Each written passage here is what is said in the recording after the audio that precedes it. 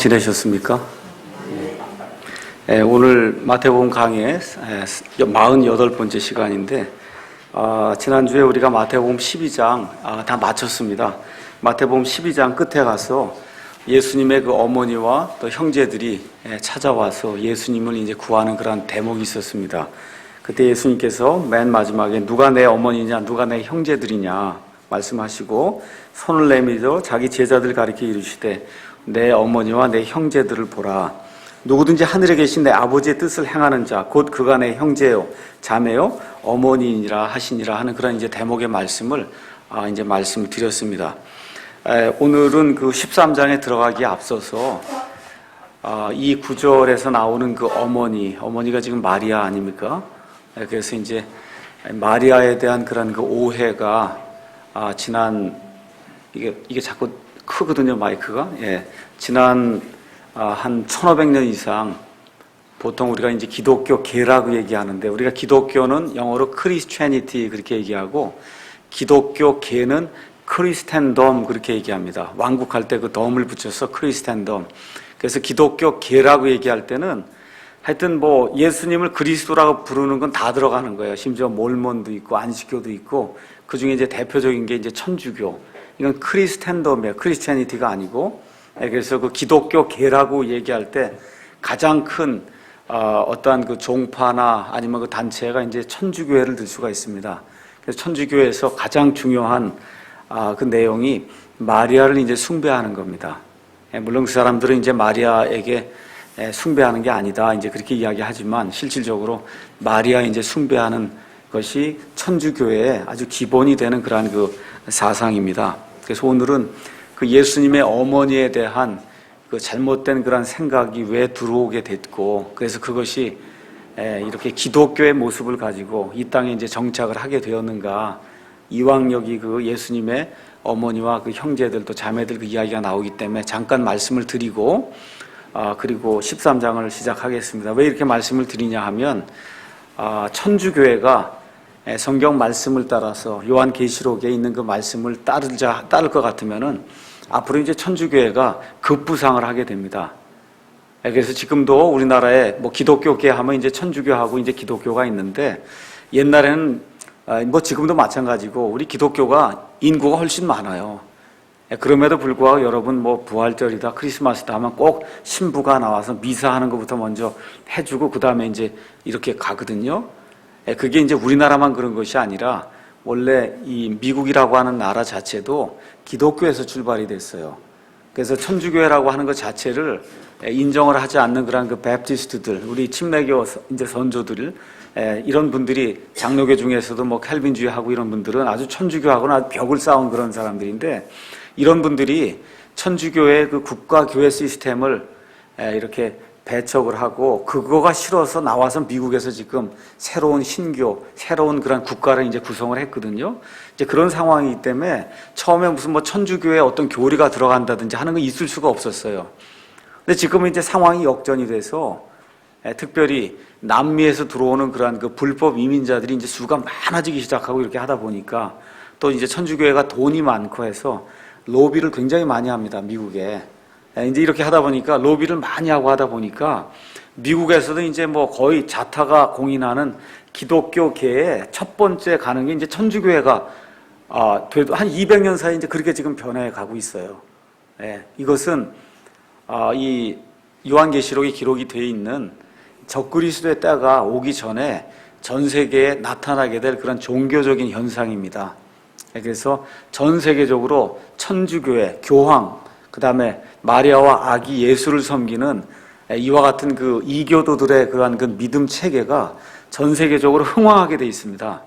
그리고 예수님을 믿는 그런 사람들은 상대적으로 수가 줄어들게 돼 있고, 그래서 원래 마틴 루터의 종교개혁 1517년 그 사건으로 인해서 천주교회가 완전히 붕괴될 뻔하다가 로열라라고 하는 그런 사람에 의해서 제수이트파가 만들어지고 그래서 반종교 개혁이 이루어지고 이러는 가운데 천주교회가 슬금슬금 이렇게 이제 올라오기 시작하면서 1800년대 이제 들어가면서 아예 천주교의 성경 텍스트가 우리 이 킹제임스 성경 다 다수 사본에 근거한 그런 그 사본의 그 텍스트보다 더 좋다고 하는 그와 같은 이론까지 등장을 하면서 심지어 성경 문제도 지금은 천주교 성경 텍스트하고 그 다음에 기독교 성경 텍스트하고 이렇게 갈등을 일으키는 그러한 시대인데 어느 게 이길 것 같아요? 숫자적으로는 천주교가 이깁니다. 그래서 대부분의 지금 미국 교회뿐만 아니라 한국의 뭐 개혁성경뿐만 아니라 공동번역 뭐 이런 모든 게 다 천주교 본문에 근거한 그런 성경입니다. 그래서 앞으로 이런 일들이 계속해서 그쪽 진영은 더 흥황하게 되고 믿음대로 살고 하나님의 주신 그런 말씀대로 살려고 하는 사람은 점점 줄어드는 그와 같은 시대가 우리 앞에 이제 열리게 됩니다. 그래서 왜 그런 일들이 발생하는가 이런 걸 성경적으로 조금 살펴볼 그런 필요가 있고 또 천주교의 그 마리아 숭배에 대해서 뭐 천주교인들에게 물어보면 절대 숭배 안 한다 그래요. 근데 실질적으로 가서 보면 그게 빠지면 천주교회가 형성이 안 됩니다. 천주교회가. 그래서 마리아 숭배에 대해서 오늘 나온 김에 잠깐 설명을 하겠습니다. 먼저 천주교회라고 하는 것은 바빌론 신비 종교가 지금 이 시대까지 전달이 된 게 천주교 체제예요. 바빌론 신비 종교. 여러분이 성경을 가서 이렇게 보시면 성경의 첫 책이 창세기입니다. 맨 마지막 책이 요한계시록이에요. 그래서 첫 책과 마지막 책이 이렇게 대칭을 이루고 있어요. 대칭을. 그래서 처음에 생명나무에 들어가는 걸 하나님이 막아놓으시죠. 그래서 사람이 죄를 범한 이후에 그 다음에 나중에 요한계시록에 가면 생명나무에 참여하게 하나님이 그렇게 만들어주시고 그렇죠? 그 다음에 이제 에덴 동산 이것이 이제 없어져서 쉽게 얘기하면 천년왕국과 같이 하나님의 의와 평강이 거하는 그러한 땅이 에덴 동산 이때 이제 없어지게 되거든요. 창세기에서. 근데 여러분이 새하늘과 새 땅이 이루어지기 전에 이 땅에 1000년 동안 에덴 동산에서의 그런 그 모습이 부활이 다시 이제 되는 게 요한계시록에 이제 기록이 되어 있습니다. 자, 이러는 가운데 창세기에서 등장하는 게 하나님을 대적하는 바빌론 신비 종교가 이제 등장을 해요. 그래서 바빌론이 이제 등장을 합니다. 근데 여러분이 가셔서 요한계시록 끝에 가서 보시면 거기 음녀 바빌론 체제가 나오면서 음녀 바빌론 체제가 완전히 멸망당하는 그와 같은 기사가 이제 그 안에 기록이 돼 있어요. 그러니까 창세기 사건과 딱 대칭이 되면서 창세기에서 잃어버리거나 창세기에서 뭐가 막아놓은 것이 요한계시록에 가면 다시 회복이 되고 막아놓았던 것이 다시 이렇게 열리는 그런 일들이 이제 이 성경 안에 기록이 돼 있습니다. 그래서 여러분과 제가 이제 보실 때 종교 체제나 아니면 정치 체제에서도 바빌론 종교 체제와 바빌론 정치 체제가 창세기에서 부흥을 이제 해서 시작하고 그것이 요한계시록 끝에 가면은 완전히 멸망당하는 이렇게 그 대칭을 이루는 그런 구조로 이제 성경이 기록이 되어 있습니다. 특별히 창세기 11장에 가서 보면 바빌론 신비 종교가 온 세상에 퍼지는 게 이제 바벨탑 사건을 통해서 나타나게 되고 이런 것이 온 세상에 퍼져요. 이게 퍼져서 지금부터 약 한 4,500년, 4,300년 전에 바벨탑 사건을 통해서 온 세상에 처음으로 사람들이 퍼져나가기 시작했어요. 그 전에는 다 어디 살았습니까? 바벨탑에 모여 살았다고 성경이 기록했어요. 말이 몇 개가 있었다 그랬어요? 하나만 있었다 그랬습니다. 그렇죠? 하나님께서 내려오셔서 언어를 혼잡케 하셔서 그래서 같은 언어를 쓰는 사람들이 무리를 이루어서 한때는 중국으로 가고 한때는 이집트로 가고 한때는 저쪽 유럽 쪽으로 가고 또 나머지는 또 그 메소포타미아 거기 바벨탑이 있던 지금의 이라크에 있는 그 지역에 남기도 하고 이러면서 온 세상으로 이제 퍼져나가면서 마귀를 섬기는 바빌론 신비 종교 체제 역시 온 세상으로 이제 퍼져나가는 그런 일이 생기게 됐습니다. 그래서 그때가 지금부터 약 4,300년 전이에요. 우리나라 단군 여러분 기원 아시죠? 그래서 단기 이야기할 때 그게 다 그때 퍼져나오는 그 이야기를 하는 겁니다. 그렇게 돼서 이제 예수님 오실 때까지 대략적으로 지금 얼마가 될지 모르지만 지금까지 한 4,300년이 흘렀고 예수님 오시기 전에 인류 역사가 마감이 되면서 그때 마귀가 심어놓은 바빌론 신비 종교 체제, 바벨론 신비 정치 체제가 완전히 막을 고하는 때가 이제 이르게 되거든요. 그러면서 그 이후에 천년왕국이 이루어지고 그 다음에 하나님의 의가 거하는 그런 새하늘과 새 땅이 우리 속에서 이제 이루어지는 것이 성경에 기록이 되어 있습니다. 그래서 여러분이 성경을 가서 보시면 바빌론은 유프라테스 강과 그 다음에 티그리스 강이 만나는 실질적인 그러한 그 지역입니다. 지금으로 얘기하면 옛날에 성경 아니면 또 우리 역사 시간엔 메소포타미아 문명 이런 거 배우셨죠?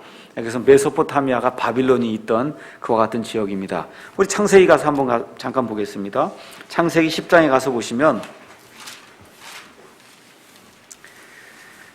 창세기 10장 그 제목을 가서 보시면 노아의 후손들이 땅의 민족들을 형성함, 지금 이렇게 이제 기록이 되어 있습니다. 거기에 노아에게서 셈과 함과 야벳이 있었잖아요. 이 사람들을 통해서 홍수 이후에 온 세상에 사람들이 퍼져나가는 그런 대목이 창세기 10장에 이제 기록이 되어 있습니다. 거기 8절에서 9절 거기 가서 보니까 구스가 니므롯을 낳았는데 그가 땅에서 강력한 자가 되기 시작하였더라. 그가 주 앞에서 강한 사냥꾼이었으므로 사람들이 이르기를 아무개는 주 앞에서 강한 사냥꾼인 니므롯 같다 하였더라. 그의 왕국의 시작은 신할 땅에 있는 바벨과 에렉과 악갓과 갈레이며 그 땅에서 아수르가 나아가서 니느웨와 르호봇을 세웠다 하는 그런 내용이 이제 나옵니다. 그래서 이 구스가 아들을 낳았는데 그 아들의 이름이 니므롯이에요. 그 니므롯이 하나님 앞에서 사악한 그와 같은 어떤 땅에 강력한 그러한 그 사냥꾼이 돼서 사람들의 영혼을 빼앗아가는 그런 역할을 하면서 세운 도시가 바벨이에요. 바벨. 그 바벨에서 이제 바빌론이 이제 출발하게 되는 거거든요. 자, 그래서 이제 히슬롭이라고 하는 그런 사람이 두 개의 바빌론이라고 하는 지금부터 약 한 120, 30년 전에 이 히슬롭이 투 바빌론스라고 하는 그런 유명한 책을 썼습니다. 그래서 그 히슬롭의 그 책을 가서 보면은 천주교회가 어떻게 형성이 됐는가, 바빌론 신비 종교하고 어떻게 연관이 되어 있는가, 이거를 고대 문헌들을 살펴서 이렇게 정리를 해놓은 거예요. 상당히 두꺼운 책입니다. 거기 가서 보면 그 니므롯의 아내 이름이 세미라미스라고 이렇게 이제 나옵니다. 세미라미스. 근데 이 니므롯이 죽으니까 세미라미스는 이 니므롯이 태양신이 되었다고 이제 주장을 하고, 그러고는 아들을 낳아요. 그게 뭐 니므롯의 아들인지 뭐 어떤 사람의 아들인지 모르지만 아들을 낳아서는 그 아들의 이름을 담무스라고 합니다. 담무스. 그래서 담무스는 실질적으로 성경에 나오는 인물이에요. 가서 한번 에스겔서 보도록 하겠습니다. 에스겔서 8장 14절 가서 보시면은 이 이스라엘 백성이 바빌론 땅에 이제 포로 생활을 이제 하게 되는데, 바빌론 땅에 이제 포로 생활 가기 전에 이스라엘 백성이 섬기던 애기 신이 있었어요. 그 애기 신의 이름이 담무스입니다. 담무스 8장 14절 거기 가서 보면 하나님께서 이 에스겔을 이렇게 이상 중에 데리고 가셔서 그래서 이스라엘 백성이 행하는 그 우상 숭배를 보게 만듭니다. 14절에 그때 그분께서 나를 데리고 북쪽을 향한 주의 집 문의 입구에 이르셨는데 보라 거기에 여자들이 앉아서 담무스를 위하여 슬피 울고 있더라. 이런 기록이 나옵니다. 그렇죠? 그래서 이스라엘 백성이 주의 집이면 성전을 얘기하는 거예요. 예루살렘의 그 성전에도 지금 뭘 세워놨다는 거예요? 담무스 우상을 세워놓고는 그러고는 그걸 위해서 지금 애곡하고 있는 그런 모습을 이제 지금 보여주고 있습니다. 이 담무스가 이 바빌론에서 이 세미라미스의 아들로 그래서 태어난 그와 같은 그 인물을 가리켜요. 그래서 이 세미라미스가 어머니고 그 아들이 담무스가 되는, 그래서 어미와 아기를 섬기는 이와 같은 이러한 그 종교가 이제 바빌론 그 고대 신비 종교의 핵심이에요. 어미와 새끼를 섬기는 이와 같은 그 종교가 이제 생겨나기 시작했습니다.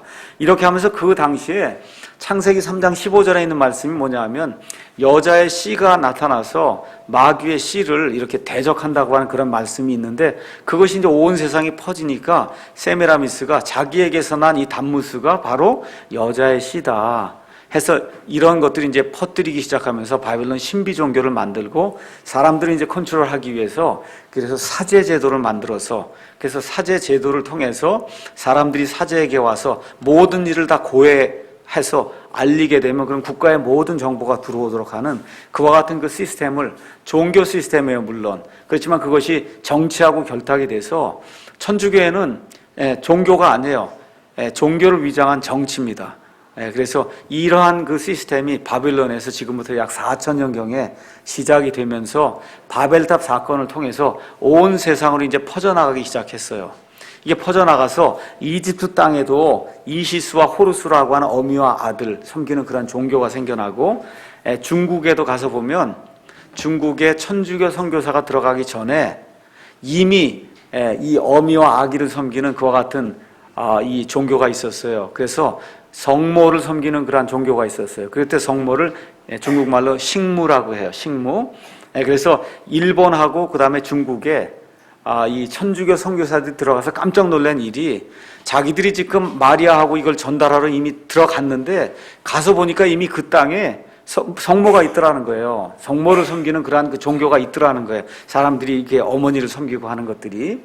그래서 그런 내용들이 있고, 인도에는 데마키라고 하는 게 있고, 로마에서는 비너스와 그 다음에 주피터라든지 이러한 그 어미와 아기를 섬기는 그러한 이교들의 그 신비 종교가 온 세상의 이교도들의 문화 속에, 여러분이 아는 뭐 그리스 문화, 로마 문화, 페르시아 문화, 인도 문화, 뭐 중국 문화 할 거 없이 온 세계, 인디안들도 마찬가지, 남미에도 있고 아프리카에도 있고, 그래서 이런 그 유적들 가운데 가서 보면 어미와 아기 이 섬기는 이와 같은 그 종교 형태가 여러 가지 모습으로 온 세상에 이제 퍼지게 됐습니다. 이스라엘에서도 이러한 것이 이제 퍼져서 아까 말씀드린 담무스를 섬기는 그런 것도 있었고, 그 다음에 사사기 2장 13절 거기 가서 보시면은 이스라엘 백성이 2장 13절 거기 가서 보면 그들이 주를 버리고 바알과 아스다로스를 섬기니라 이렇게 되어 있어요. 바알은 남자신을 이야기하고 아스다로스는 여자신을 이야기해요. 이 아스다롯이 아스테로스라고 한 이와 같은 그러한 그 신이 이제 되는데, 어찌됐든 여신을 섬기는, 누가 그런 거예요? 하나님의 백성 이스라엘이 여신을 섬겼다니까요. 이러한 것이 나중에 극도로 발달하다 보니까 나중에 이 유다 왕국이 패망할 때는 아기가 되는 담무스를 섬기고, 여신은 이름이 공식적으로 하늘의 여왕이라고 하는 여신을 섬기게 됩니다. 가서 한번 예레미야 44장 가서 보겠습니다. 예레미야 44장이나 아니면 에스겔서에 있는 내용은 거의 같은 시기에 이제 기록이 된 겁니다. 예레미야 44장 17절에서 19절 거기 가서 보면 이스라엘 이제 멸망한 이후에 이 남아있는 그러한 그 유다의 백성들이 예레미야 대언자를 이끌고 어디로 도망을 가냐면 이집트로 도망을 갑니다. 하나님이 가지 말라 그러는데 이집트로 도망을 가요. 그 이집트로 도망을 가서 이 사람들이 하는 일이 있어요. 17절.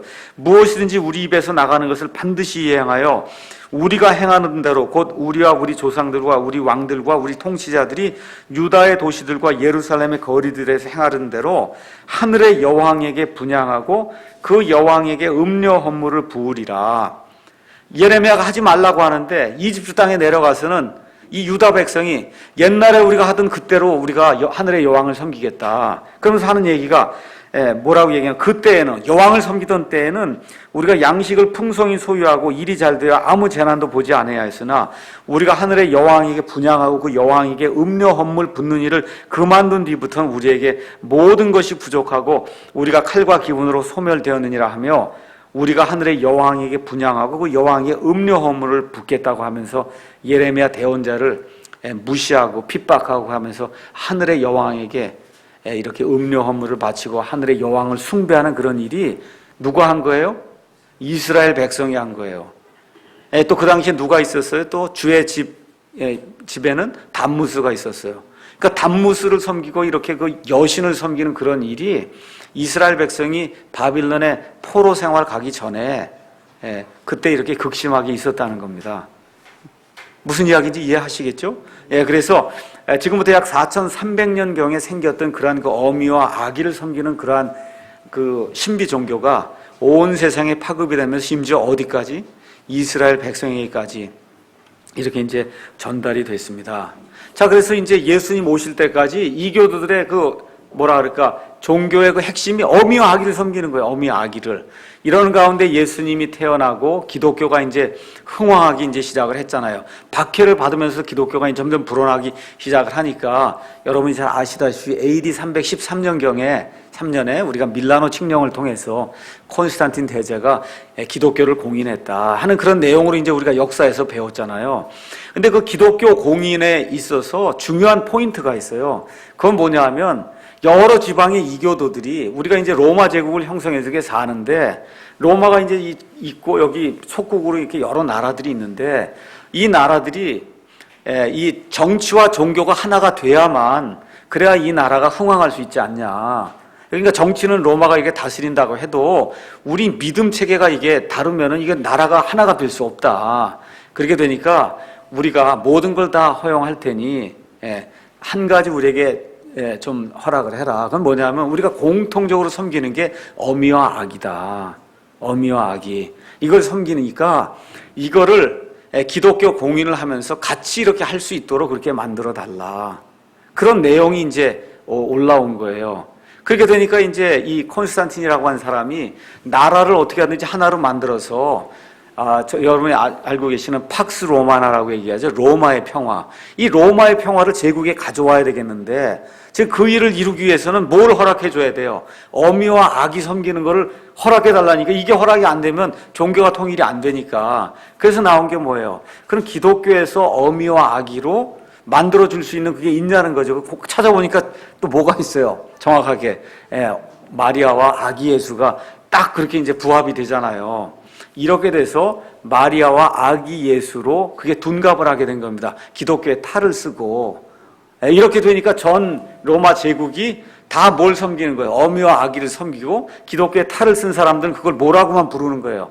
그거를 아기 예수와 마리아라고 이렇게 부르는 그러한 그 로마 카톨릭 교회라고 하는 이런 타락한 교회가 이제 형성이 되기 시작해서 그게 AD 313년부터 시작이 돼서 물론 흥왕하게 된 건 AD 600년 넘어가면서부터 시작이 돼서 1517년 종교개혁 뭐 조금 더 지날 때까지 그난 1000년 동안 온 세상이 어미와 아기를 섬기는 그와 같은 문명으로 바뀌게 된 겁니다. 그래서 우리가 지금 유럽을 가리켜서 뭐 기독교 문화가 찬란한 그런 뭐 나라다. 이건 기독교 문화가 아니에요.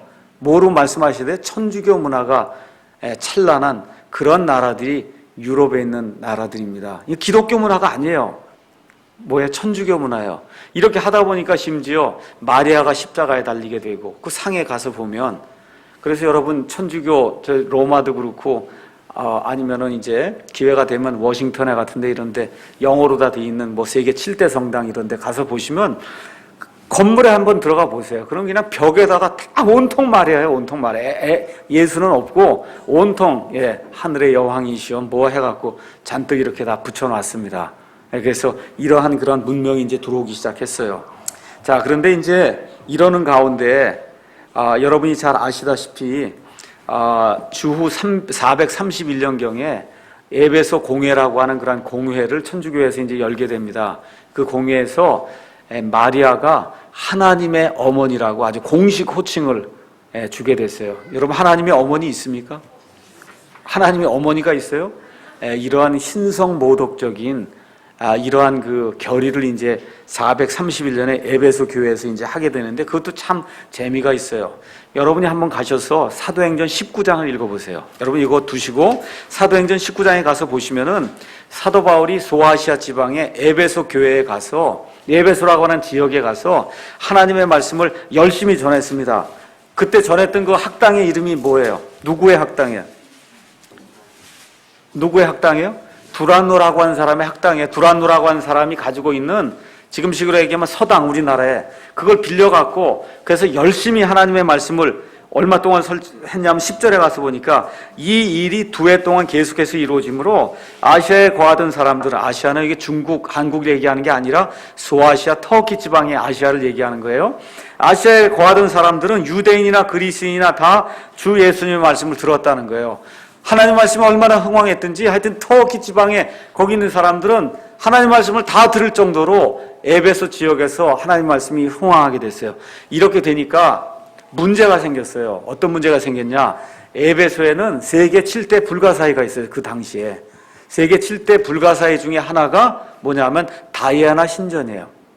다이애나.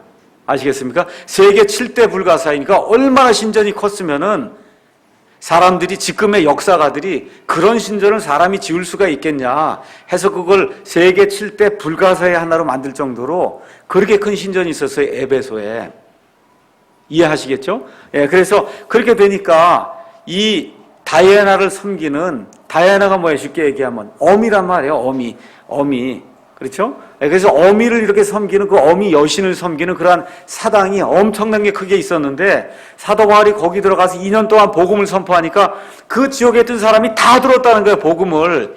그러니까 어떤 일이 발생하냐 하면 다에나 그 섬기는 그 사당에서 은으로 된 이런 그 성물함을 만들어서 파는 데메드리오라고 하는 은 세공업자가 이게 가만 보니까 이대로 뒀다가는 다이아나 섬기는 일을 못하게 된 거예요. 이제 이 에베소 지방은 뭐로 유명하냐면 전 세계에 다이아나 숭배로 지금 유명해서 이 에베소가 지금 살고 있는데 무슨 얘기냐면 순례로 온단 말이에요. 사람들이 관광하러 에베소에 와서 다이아나도 보고 숭배도 하고 거기서 이제 뭐 제사장들하고 막 이런 음란한 것과 같은 그 성행위도 하고 이러면서 뭐 도시가 이제 흥황하고 이러는 건데 이 다이아나 숭배를 못하게 생긴 거예요. 예수님이 들어와서 이제 하나님의 복음이 들어오니까. 그러니까 여러분이 거기 가서 보면 24절에 데메드리오라는 어떤 은 세공업자가 다이아나를 위한 은 성물함을 만들어 장인들에게 적지 않은 이득을 가져다 주었는데 자기들의 생업이 이제 위협을 당하게 되니까 바울과 그렇죠? 바울을 추종하는 그런 사람들을 죽여야 되겠다 해서 그래서 엄청난 소요 사태를 일으키는 그러한 대목이 이제 나옵니다. 그렇게 되니까 이제 35절에 마을 서기가 사람들을 이제 진정시키고 얘기하는 말이 너희 에베소 사람들아, 에베소 사람들의 도시가 위대한 여신 다이애나와 또 주피터로부터 떨어진 형상을 숭배하는 줄 알지 못하느냐. 그러니까 에베소는 무슨 도시예요? 다이애나의 도시예요. 다이애나의 도시. 그 다이애나의 도시가 정말 이렇게 이 다이아나 숭배를 하는 줄 그거 모르는 사람이 어디 있냐 이렇게 하면서 이제 이 사람들 소요 사태를 진정시키고 하는 그런 대목이 나와요. 그러니까 그러는 가운데 여러분이 이 요한계시록 2장 3장에 가서 본 요한계시록이 7교회가 나오는데 그 7교회 중에 첫 번째 교회가 뭐예요? 어느 교회요? 에베소 교회가 나오잖아요. 첫 번째 교회. 에베소 교회 제가 설교했잖아요. 얼마 전에. 어떤 교회라 그랬어요? 첫사랑을 잃어버렸다니까.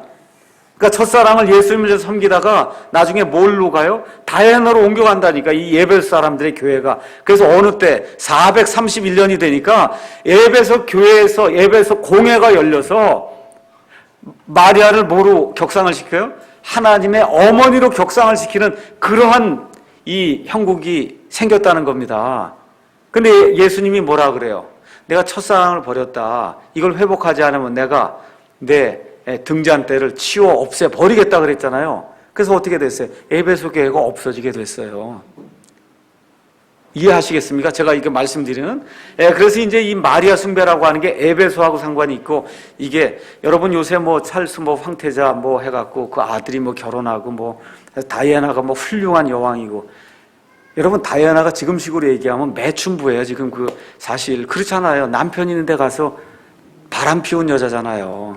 그거 지금 온 세상은 뭐라 그래요? 아주 훌륭한 여자라고. 그게 다이애나예요. 그 다이애나 똑같은 다이애나. 그렇게 지금 돼 있는 거예요. 그 다이애나라고요 지금. 그래서 제가 이제 말씀드리는 게 그렇다면 뭐 다이애나 이름이 나쁘다는 게 아니고 뭐 이름은 괜찮아요. 근데 이제 사람들이 옳고 그런 걸 구분 못 한다는 거예요. 남편이 있는데 가서 바람을 피웠는데 그걸 훌륭한 여자라고 하잖아요. 바람 피우다 죽었잖아요. 그렇지 않습니까? 그 잘한 일이에요? 아니요. 근데 세상 언론들은 어떻게 해요? 아주 엄청나게 훌륭한 일을 한 것처럼 그게 세상의 일이다. 그런 내용을 여러분이 기억을 하시고 자 그래서 이제 그 에베소 소요 사태나 이런 것들이 이제 되면서 맨 마지막에 궁극적으로 에베소 교회가 첫사랑을 회복하지 못하니까 끝에 가서 어떻게 해요? 마리아를 쉽게 얘기하면 다이애나를 하나님의 어머니로 격상을 시키는 그런 일이 어디서 발생해요? 에베소 지역에서 이제 발생했다는 겁니다. 그래서 성경이 이렇게 이제 연결이 쭉 이렇게 돼 있는 겁니다. 자, 이렇게 해서 이스라엘 여러분 여기 그림 가서 보시면은 위에 이제 어미와 아기, 이게 어미와 아기는 전 세계에 가서 보시면 어느 유물에나 나와 있을 정도로 어미와 아기 섬기는 게 많이 나와 있고 밑에 있는 게 다이애나예요. 에베소 지방에 있던 다이애나. 여기 가서 보니까 뭐가 많아요? 젖이 많잖아요. 젖가슴이 주렁주렁 이렇게 이게 다 젖가슴이거든요. 풍요의 여신이 풍요의 여신. 그러니까 이 다이애나를 엄청 섬겼던 거야. 이거 다이애나만 섬기면 풍요하게 막 젖이 나오고 막 이렇게 돼갖고 먹고 사는 문제 이게 다이애나가 다 해결해주고 하는 그런 식으로 사람들이 이제 생각을 했던 거예요. 그게 어디로 흘러갔다고요? 로마 가톨릭 교회로 이제 흘러가서 그래서 이제 이게 마리아 숭배로 이제 정착이 된 겁니다. 이러는 가운데 마리아 숭배가 이제 하나님의 어머니까지 가다가 드디어 1854년에는 마리아는 결코 죄가 없는 인간으로 이 땅에 태어났다는 거예요. 그 마리아 무염시태 교리가 이제 형성이 된, 마리아는 죄가 없는 사람이라는 겁니다. 그러다가 1951년도에 마리아 몽소 승천, 마리아가 승천했다는 거예요. 마리아가 몽소 승천했다는 그 교리가 1951년도에, 그럼 이제 하나 남은 게 뭐가 남았어요? 이제 마리아가 재림하는 것만 이제 만들면 로마 가톨릭 교회는 아주 퍼펙트하게 이제 마리아로 꽉 차게 되는 겁니다. 이제 아직 재림까지는 얘기 못 하고 있는 것 같아요. 그래서 어쨌든 성경을 가서 보시면 마리아가 대단한 여인입니다. 천사가 나타났잖아요. 그렇죠? 내가 이 하나님의 아들을 잉태하게 된다. 마리아가 나이가 얼마쯤 된다 그랬어요? 그 당시 유다의 그 소녀들이 한 15살쯤 되면 결혼을 한단 말이에요. 여러분 한번 생각해보세요. 지금 중학교 2학년, 3학년쯤 된 여자아이가 이렇게 있는데 하나님의 천사가 나타나서 내가 하나님의 아들을 잉태한다 이렇게 할 때 그대로 될 줄 압니다. 이렇게 대답할 아이가 몇 있겠어요? 그렇잖아요. 지금 마리아가 지금 우리가 마리아를 무시하면 안 돼요. 근데 이게 지금 우리 기독교계에서는 마리아를 좀 무시해요. 왜 그러냐면 천주교회가 하도 마리아를 저렇게 하다 보니까 마리아에 되어서 그래서 마리아를 무시하는데 무시할 대상은 아니에요. 어쨌든 마리아의 몸을 통해서 구원자 예수님이 나셨으니까 마리아가 중요한 그런 인물이죠. 그런데 마리아가 죄 없는 인간은 아니라는 거예요. 죄가 있어요.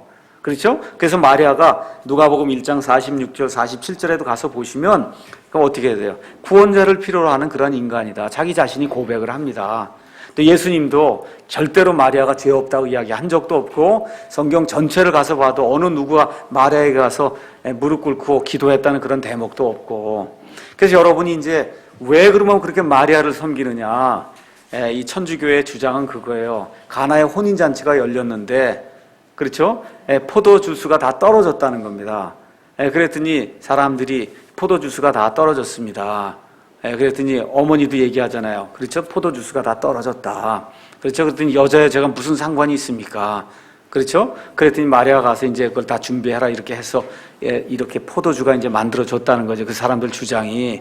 그러니까 뭐냐 하면 이 아들에게 직접 간청을 하면 안 들어준다는 거예요. 천주교에서는. 그래서 이 자비로우신 어머니를 통해야 그래야만 하나님이 이 간청을 들어준다는 거예요. 그게 가나의 혼인잔치가 또 엄청 중요한 거예요. 이 천주교에서는 가나의 혼인잔치. 그래서 여러분이 천주교 이런 그 사당을 가서 보시면 잔뜩 마리아만 있고 이제 천주교 이제 그 중에 이제 큰 사당이 이제 워싱턴에 있는데 그 워싱턴에 거기 가면은 예배당이 있어요. 그 안에 쑥 들어가 보면 저 앞에 엄청나게 큰 천장에다 거긴 뭘 그려놓는다고요.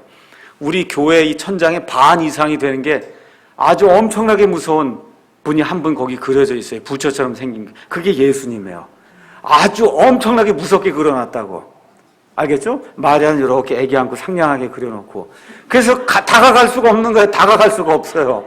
이 무서운 예수님께는 다가갈 수가 없어. 누구를 통해서만 가야 돼요? 마리아를 통해서만 가야만 이 무서운 분이 들어준다는 겁니다. 그게 이 천주교 마리아 그 숭배의 뭐랄까 핵심 그런 요소예요. 그러니까 천주교의 마리아는 항상 아기 예수예요. 천주교의 예수는 항상 아기 예수예요. 아기 예수는 저희하고 엄밀하게 이렇게 이야기할 때 상관이 있어요? 없어요. 우리하고 상관 있는 예수님은 30살쯤 되셔서 그렇죠? 완전한 그런 인간으로 십자가를 지시고 피를 흘리실 수 있는 그런 분이래야 우리하고 상관이 있고 우리를 완전하게 해주시는 그러한 예수님이지 그 엄마 품속에 있는 아기는 아무 소용이 없어요. 사실은 물론 자라서 나중에 이렇게 되는 거지만 엄밀한 의미로 품속에 있는 아기 예수님은 우리하고 상관이 없습니다. 천주교는 매일 그것만 얘기하는 거예요. 예수님은 아기 품속에 있고 어머니 마리아가 몽땅 다 하는 이러한 시스템이 그게 천주교의 시스템입니다. 그래서 이제 그런 거 정도 조금 이해를 하시면은 다른 사람들에게 가서 이게 이렇게 된 거다 이렇게 좀 이렇게 이야기를 해줄 수 있을 겁니다. 자, 그러면 마태복음 13장으로 이제 잠깐 넘어가서 마태복음 13장이 성경에서 좀 이해하기가 어려운 그러한 그 장입니다. 이 안에 이제 지금까지 우리가 하늘의 왕국에 대해서 이제 배웠는데 그 하늘의 왕국이 이러한 그 신비스러운 형태로 들어가는 그런 내용이 이제 이 안에 기록이 돼 있다 보니까 이게 좀 이해를 하기가 좀 어렵고 사람들이 좀 혼동을 좀 일으킵니다. 그래서 이 13장을 잘 이해를 하셔야 돼요. 자, 그럼 13장 이해를 하기 위해서 12장까지의 내용, 특별히 12장의 그 내용을 제가 먼저 잠깐 설명을 하겠습니다. 자, 12장까지 예수님이 누구에게 지금 오셔서 지금 말씀하시는 거예요? 이스라엘 백성에게 뭐로 오셨어요? 왕으로, 메시아로 오셨죠? 뭘 주러 오셨어요? 하늘의 왕국을 주러 오셨어요. 그렇죠? 그래서 하늘의 왕국을 지금 땅에 세워서 메시아 왕국을 이렇게 세우려고 지금 예수님이 오셔서 내가 메시아라고 하는 걸 확증해 주시기 위해서 구약시대 여러 대언자들이 이야기했던, 그렇죠? 이 메시아에 대한 그런 그 대언을 다 성취해 가면서 기적들을 보이고 이적들을 보이고, 그렇죠? 메시아라고 하는 걸 확증해 주는데 이스라엘 백성이 믿습니까? 안 믿습니까? 안 믿어요. 안 믿고는 여기 12장에 가서 보니까 또 뭐라 그래요? 오히려 바알세붑을 통해서 마귀들의 통치자, 쉽게 얘기하면 마귀들의 통치자 사탄을 통해서 마귀들을 내쫓는다 그러고, 쉽게 얘기하면 예수님이 마귀 들렸다 그러고, 지금 그렇게 지금 이야기하는 대목이 나옵니다.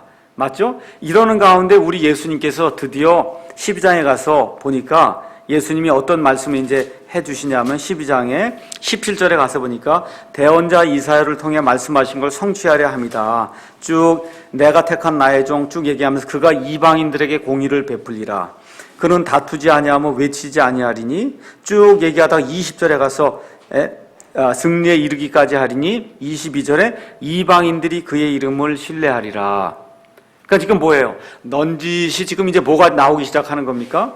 여태까지 유대인들에게 계속 이야기를 하는데 이게 듣질 않으니까 이제는 이 사역이 이제 이방인들 쪽으로 이제 넘어가려고 한다, 그런 기미가 있다 하는 것들이 지금 여기 12장에 이렇게 언급이 이렇게 돼 있지 않습니까? 맞죠? 이런 맥락에서 이제 드디어 13장을 우리가 이제 봐야 되는 거예요. 13장에. 자, 13장에 여러분 가서 보시면 여러 가지 이제 비유가 나와 있습니다. 씨 뿌린 자의 이런 비유, 13장 1절부터 이제 3절 가서 보시면은 씨 뿌리는 그런 자의 비유인데, 그 비유는 예수님이 이름도 지어주셨어요. 제가 하는 게 18절에 그런즉 너희는 씨 뿌리는 자의 비유를 들어라, 이렇게 하면서 예수님이 설명해 주잖아요. 그러니까 이 비유 자체가 지금 씨 뿌리는 자의 비유예요. 비유. 그래서 비유가 무언가도 우리가 해야만 그래 성경을 잘 제대로 이제 이해할 수가 있습니다. 자, 그러면 여기까지 이제 나오는 이런 그 비유들이 몇 가지가 나오는데, 재미있게도 가서 보면 비유가 총 12가지가 나옵니다. 근데 무슨 비유냐면 다 왕국의 비유예요. 이스라엘이 몇 지파예요? 12지파. 이스라엘을 가리키는 숫자가 지금 12이거든요. 근데 재미있게도 예수님이 이 마태복음과 이렇게 쭉 얘기하실 때 비유가 나오는데, 그 비유가 왕국과 관련돼서 12가지가 나와요. 그러니까 이스라엘과 상관이 있다, 이런 내용들을 우리가 이제 이해할 수가 있고, 그 비유들이 구체적으로 지금 나오는 13장 1절에 씨 뿌리는 자의 비유가 있고, 그 다음 13장 31절에 겨자씨 비유가 있고, 13장 33절에 누룩의 비유가 있습니다. 그래서 12가지 비유 중에 씨 뿌리는 자, 겨자씨, 그 다음에 누룩의 이 비유는 하늘의 왕국에 대한 그런 비유는 맞아요. 그런데 마가복음이나 누가복음에 가서 보면 거기를 하늘의 왕국이라고 안 하고 뭐라고 했어요? 하나님의 왕국이라고 했어요. 그러니까 지금 여기 세 가지 비유는 하늘의 왕국에도 적용이 되고 하나님의 왕국에도 적용이 되는 그런 비유예요. 여러분 잘 이해를 하셔야 됩니다. 그런데 그거 이외에 9가지 비유가 더 있어요. 알곡과 가라지 비유, 보물, 그 다음에 진주, 그물, 용서하지 않는 종, 포도원 품꾼들, 그 다음에 혼인잔치, 그 다음에 25장에 가면 열처녀, 그 다음에 달란트 비유해서 나머지 9가지 비유가 나오는데, 이 9가지 비유는 하늘의 왕국에만 대한 거예요. 하나님의 왕국에 대해서는 이게 기록이 안 돼 있어요, 다른 복음서에는. 그러니까 저와 여러분이 이걸 읽으면서 하나님의 왕국하고 하늘의 왕국하고 똑같다 100% 그렇게 이야기할 수는 없다는 거예요. 비슷합니다. 비슷해요. 12가지 중에 3가지는 두 왕국에 지금 공통적으로 적용이 되는 그런 비유고, 나머지 9개는 어디에만 적용이 돼요? 하늘의 왕국. 하늘의 왕국은 누구하고만 상관이 있어요?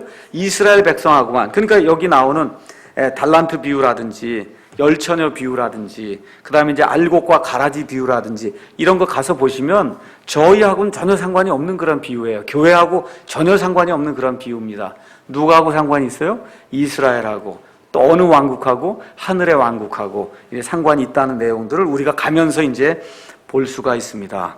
자, 먼저 그러면 13장 처음에 나오는 씨 뿌리는 자의 그 비유를 이제 살펴보겠습니다. 여러분이 잘 아시다시피 씨 뿌린 자가 이제 씨를 뿌리러 나가서 4절 뿌릴 때 더러는 길가에 떨어짐에 날짐승들이 와서 그것들을 먹어버렸고, 더러는 흙이 많지 않은 돌밭에 떨어짐에 흙이 깊지 아니하므로 곧 싹을 내나 해가 돋은 뒤에 타서 뿌리가 없으므로 시들어 버렸고, 더러는 가시나무 사이에 떨어짐에 가시나무가 돋아나 그것들을 숨막히게 하였느니라.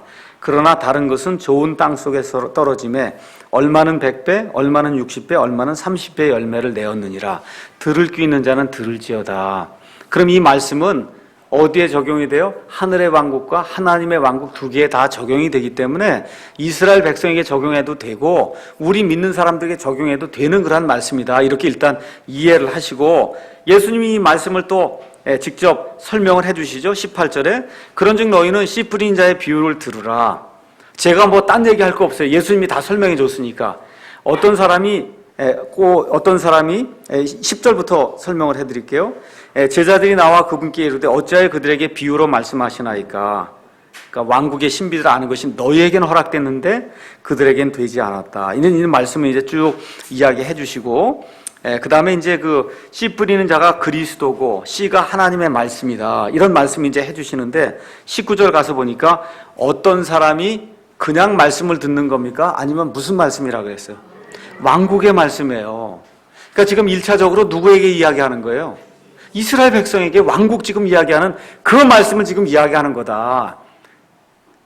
여러분 이해하시겠죠? 1차적으로 왕국의 말씀을 이야기하는 거지, 지금 예수님이 십자가에 달려 죽으시고 이런 건 지금 여기 이스라엘 사람이 압니까? 모릅니까? 전혀 지금 몰라요. 그렇지만 이게 하나님의 왕국에도 이 말씀이 있기 때문에 해당이 되기 때문에 이 말씀을 우리가 나중에 교회에 적용해도 괜찮습니다. 그렇지만 1차적으로는 무슨 말씀이에요? 이게 왕국에 대한 말씀이에요. 왕국에 대한, 메시아 왕국에 대한 그런 말씀이다. 왕국의 말씀을 듣고 그것을 깨닫지 못할 때에는 이렇게 이야기하잖아요. 그래서 11절에도 하늘의 왕국의 신비들을 아는 것이 너희에게는 허락됐지만 그들에게는 허락이 되지 않아서 그들에게는 비유로 한다. 지금 그렇게 이야기하죠. 교회에게 얘기하는 거예요? 아니요. 이스라엘 왕국, 이스라엘에게 주겠다는 하늘의 왕국의 신비를 지금 얘기하는 거지, 지금 교회 뭐 신비를 얘기하는 게 아니라는 거, 그 말씀이 1차적으로 주어졌다는 걸 기억을 하시고 이 말씀을 이해하려고 이제 하셔야 된다는 겁니다. 교회가 절대 아닙니다. 11절에 나와 있듯이. 자, 그러면 마가복음 4장 11절, 누가복음 8장 10절이 여러분이 가서 보시면 씨 뿌리는 자의 비유가 나오는데 거기는 하늘의 왕국이라고 돼 있지 않고 뭐로 돼 있다고요? 하나님의 왕국으로 돼 있으니까 이 부분은 우리가 같이 적용할 그런 공통 요소가 있다. 일단은 그렇게 기억을 하시고, 종류가 4종류가 있다는 거예요. 이 왕국에 속한 자들이 하나님의 왕국이든 아니면 하늘의 왕국이든 그 안에 속한 자들이 4종류가 있다. 첫 번째, 부주의한 그런 사람들이 있다는 거예요. 4절에 가서 보니까 이 사람들은 어디에? 길가에 떨어지는 거예요. 길가에. 그렇죠? 그래서 4절에 가서 보니까 우리 그 성경에 나온 인물로 표현하자면 헤롯과 빌라도 같은 사람이 이런 사람이다. 씨가 헤롯과 빌라도 말씀 들었어요? 안 들었어요? 들었어요? 안 들었어요? 아, 들었잖아요. 아, 예수님하고 직접 얘기한 사람들이 이 사람들이. 그렇죠? 들었죠? 근데 어떻게? 부주의하게 들어요. 부주의하게 듣는 거예요. 그죠? 그게 길가에 이제 씨가 뿌려진 그런 사람인데, 거기 가서 보니까 4절에 누가 와서 먹는다 그래요? 누가 와서 먹어요? 날짐승들이 와서 먹는데, 우리 예수님은 설명을 뭐라 그래? 19절에 그것을 깨닫지 못할 때에는 누가 와요? 저 사악한 자가. 그러니까 성경이 이렇게 날짐승들을 이야기할 때 이게 마귀를 가리키는 경우가 있구나. 그렇게 우리가 성경을 예수님이 풀어주는 거잖아요. 그 날짐승이 마귀와 마귀 떼구나. 이렇게 이해를 하시면 된단 말이에요. 말씀이 오면 이걸 걷어가는 그러한 종자들이 있다. 그게 지금 날짐승이라고 이렇게 표현했는데 그 날짐승이 진짜 새는 아니고 뭐라는 거야. 이런 마귀와 마귀의 쫄자들을 지금 그렇게 예수님이 부르고 있구나. 그렇게 일단 이해를 하시면 됩니다. 어떤 사람이 구원받지 못한 사람이다. 뭐 그렇게 이제 얘기가 돼 있고, 그 다음에 이제 두 번째는 어떤 종류가 있냐면 돌밭에 떨어진 그런 사람이에요. 돌밭에 떨어지니까 일단 싹이 나옵니까? 안 나옵니까? 싹을 낸단 말이에요. 그렇죠? 싹을 내는데 뿌리가 없으므로 시들어 버린다. 그러니까 얼마 못 가는 사람들이에요. 5, 6절에 있는 게. 여러분이 사도행전 8장에 가서 보면 그 마술사 시몬 이야기가 나와요. 마술사 시몬이 이 사마리아 지역에 가서 이 베드로가 이제 이렇게 말씀을 전하고 이렇게 하는 가운데 나중에 베드로가 사마리아 지역에 내려가서 이렇게 말씀을 선포하고 하니까 성령님이 내리는 걸 보고는 어떻게 돈을 가져다 주고는, 그렇죠? 내게도 이런 능력을 줘서 그저 내가 기도만 하고 안수하면 성령님이 쭉쭉 떨어지게 좀 그렇게 만들어 주십시오 하고 간청하는 그런 사람이 나와요. 마술사 시몬인데 이런 종류의 사람이에요. 말씀으로 인해 핍박이 오면 그러면 견디지 못하고 떨어져 나가는 그런 사람이다. 그 다음에 이제 세 번째는 세상적인 사람이에요. 어느 면에선 이렇게 싹을 내고 어느 면에선 열매도 어느 정도 거두지 않는가 이런 생각이 드는데 열매를 맺을 때쯤 돼서 실제 가보니까 없는 이런 어떠한 그런 부류가 이제 나온다는 겁니다. 그렇죠? 그래서 어떻게 돼? 싹을 내는데 이 가시나무가 같이 자라나갖고는 그리고 이걸 푹 덮어버리니까 그러니까 결국 끝에 가서는 그리스도인인 것 같은데 아니면 왕국의 자손인 것 같은데 끝에 가서 보니까 뭐가 열매가 전혀 없더라는 거예요. 이런 종류가 하나가 있다. 성경이 이제 그렇게 얘기합니다. 디모데후서 4장 10절에 가서 보시면 그러면 사도 바울이 데마라고 하는 그런 사람을 언급해요. 데마가 옛날에 하나님의 말씀을 열심히 전하고 사도 바울을 돕고 하던 그런 사람이에요. 근데 디모데후서 4장 10절에 가서 보니까 사도 바울이 누구는 뭘 하고 누구는 뭘 하고 거기 적었는데 데마는 세상을 사랑해서 나를 떠나갔다 이렇게 적어놨단 말이에요. 그러니까 그 이후로는 데마 얘기만 나오면 세상을 사랑해서 쫓아간 사람으로 그거야 이제 대명사가 되고 말았거든요. 그러니까 여기 지금 나오는 가시덤불이 이렇게 자라나서 이렇게 하는 그런 사람은 데마와 비슷하다. 구원받은 그런 가능성이 좀 있어 보여요. 그건 뭐 제가 어떻게 이야기할 수가 없고요.